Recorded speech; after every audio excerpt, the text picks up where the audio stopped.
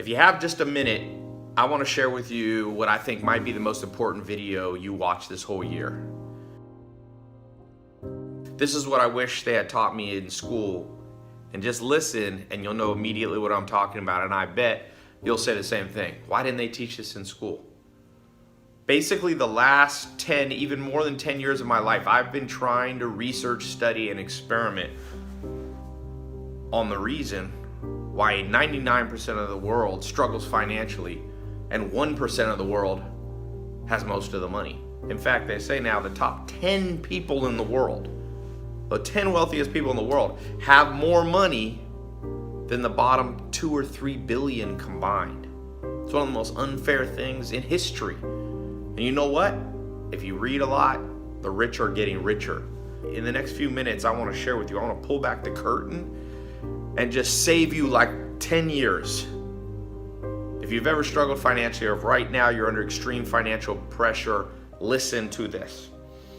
I was forced to learn this the hard way because I was born to a single mom. My dad was in prison when I was born. I was born in Long Beach, California.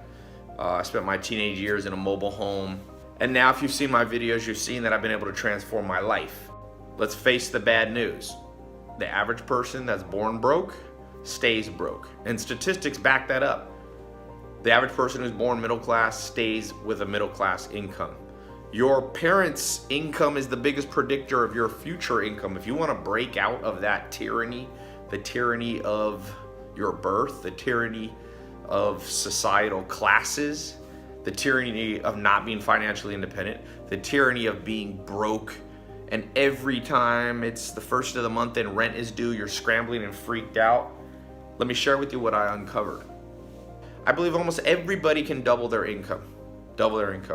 And quicker than you think. Again, not overnight, but it doesn't have to take 20 years. The average person in the United States gets a pay raise between 1% and 3% per year. That means every 20 years they double their income.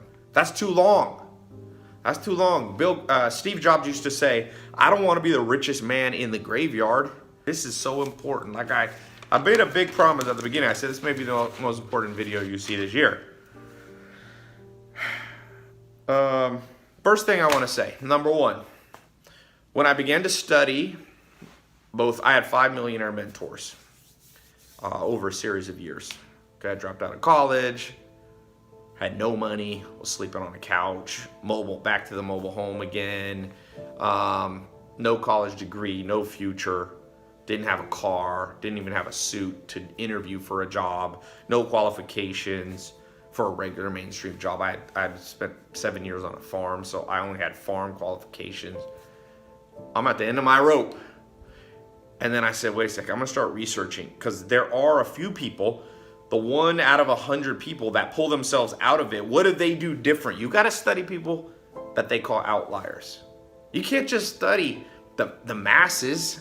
The masses has always been wrong. The masses were, look at science, gravity, Sir Isaac Newton, or Leonardo da Vinci, or people that were ahead of their time, Martin Luther King Jr., Gandhi. These people are criticized, scorned, oftentimes murdered by the masses. The masses are almost always wrong.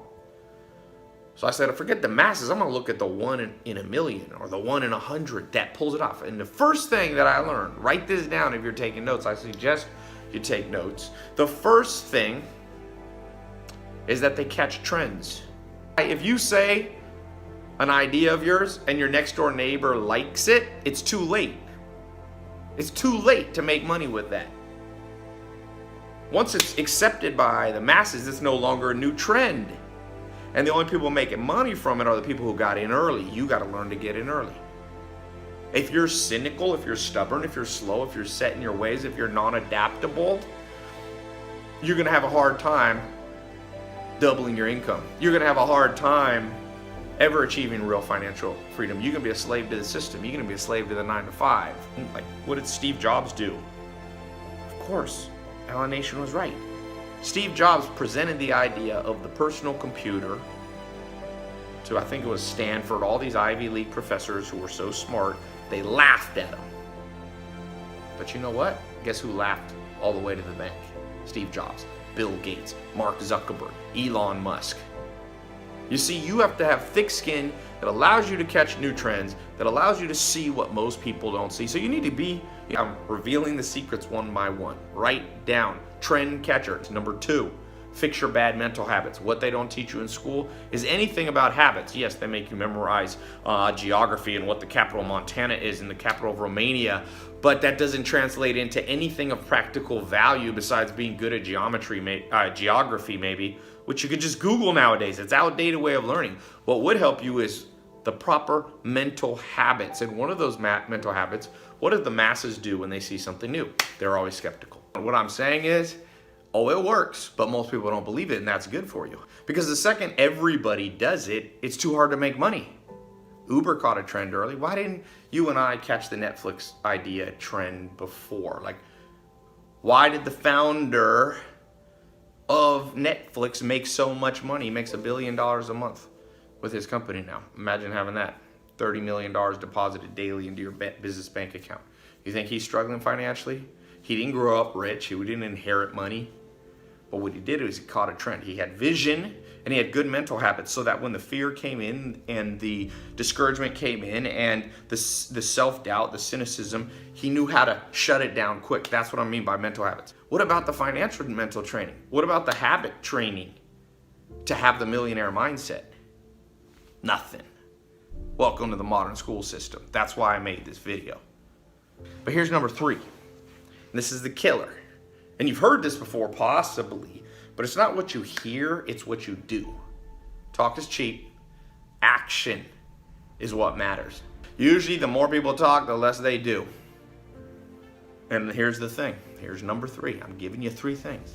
Number 3, when I began to study the outliers, the small group of people who rise above and begin doubling and tripling and quadrupling and 10xing and 100xing their income, and their income what their father and mother made before, was this principle called osmosis, or a simpler way to think of it, the sponge.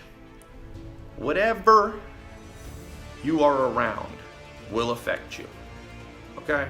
Somebody once said you will make the average income of the 5 people you spend the most time around. You want to make $1 million? Hang out with people for a few years, at least 1 year, who, if they made $1 million, they'd be embarrassed, sad, and depressed. You got to hang out with people. You want to make $1 million? You got to hang out with people who are like $1 million. That's chump change. That's nothing. I made 10 million last year, at least 10, 20, 30 times. What your goal is? You want to make $100,000 a year? What's 30 times that? 3 million. Hang out with somebody who, if they made 100,000, they'd have a heart attack. That's the problem with the school system. There's a lot of good things you can learn in college. I'm not anti-college. But would you want to learn to play basketball from a fat college professor teaching out of a textbook? No. Most coaches, the best coaches in the sport, almost always played the game. Bill Jackson coached Michael Jordan. He coached Kobe Bryant in basketball. Guess what? Former player. He won 2 championship rings as a player before he could teach. Most people that taught you about money, they never did it themselves. And no wonder you're lost. No wonder the game doesn't make sense. No wonder the rich get richer, because the rich teach their kids. They're born with a mentor. You got to be taught. And you got to be taught by people who did it. If you're broke growing up in childhood, the odds are against you. Or if your family's middle class and you don't want to be stuck in that grind you saw your parents, the odds are against you. And be careful when you say, oh, I'll just beat the odds naturally. You never beat the odds naturally. You only beat the odds by effort. If the odds are against you, they're going to win. If you don't believe me, take $1 million to Vegas. Bet against the house. Go play roulette. See how much money you end up. The odds are against you. So that's not a good way. That's a horrible way. The best way is, like I said, get around somebody. Find somebody local, a mentor. So, yeah. Remember those 3 things. Catch trends. Number 2. Mental habits. Don't be a cynic. Don't be a skeptic. Do not be slow. Do not be sensitive. Do not be proud and set in your ways.